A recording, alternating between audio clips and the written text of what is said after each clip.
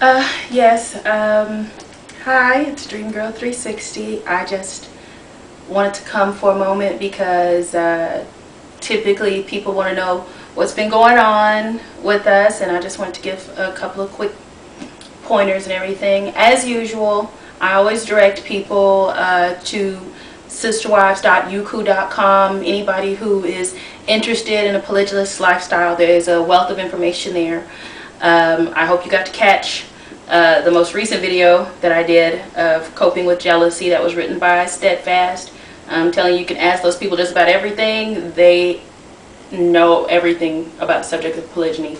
If you're up for some reading, I would like to suggest the book that definitely helped me, supported me in my view of polygyny, and I'll show it to you.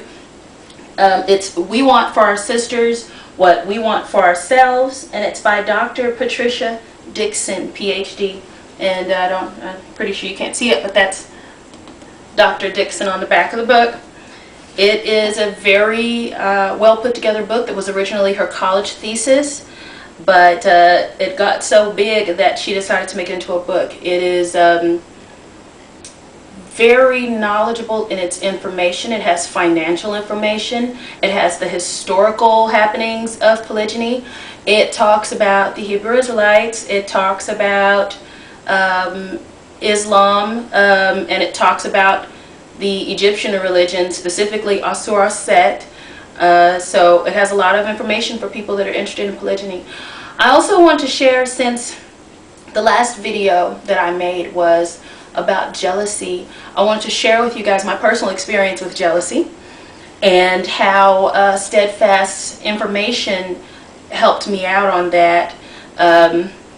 My husband was interested in a young woman at a time slightly recent. Nothing came of it, but anyway, he was interested in a young woman, and at the time I had gained a little bit of weight and wasn't exactly feeling quite attractive to myself.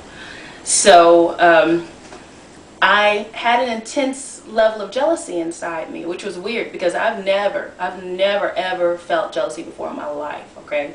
So it hit me, and I mean it hit me hard like a ton of bricks. I was like, no, that's my man. Do you understand? That's mine. So what I did was I did take her advice on communicating with him my feelings, because what I did notice at the basis of my feelings was a lot of fear and a lot of insecurity, and so I needed him to reassure me of my place with him, the fact that he loves me, and the fact that he finds me attractive. I needed to hear that information. And what we found out, just like Steadfast said, that a lot of my thoughts were unreasonable. They were fear-based and illogical and didn't make a lick of sense at all. And talking to him helped me clear that up for myself. So after that, I was ready. I gave him the go-ahead. I was ready for it. You know, let's go, let's do it.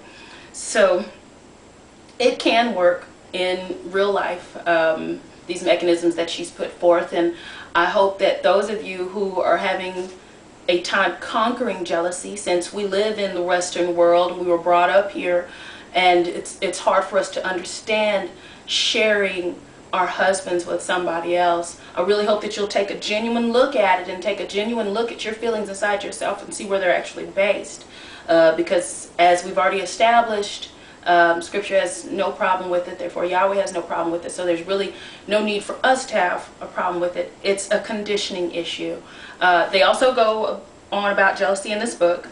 One woman said she looks at them like weeds, and every time that she has a feeling of jealousy or an issue of insecurity with her sister wife, she addresses each issue with them, and she weeds her garden and she pulls it out in order for them to have a pretty harmonious garden. So I think that is it. So if you need anything from me, I'm always here. Yahweh bless and keep you in your households. You know, continue to stay on the path, and I wish all of you well. Shalom and Boker Tov.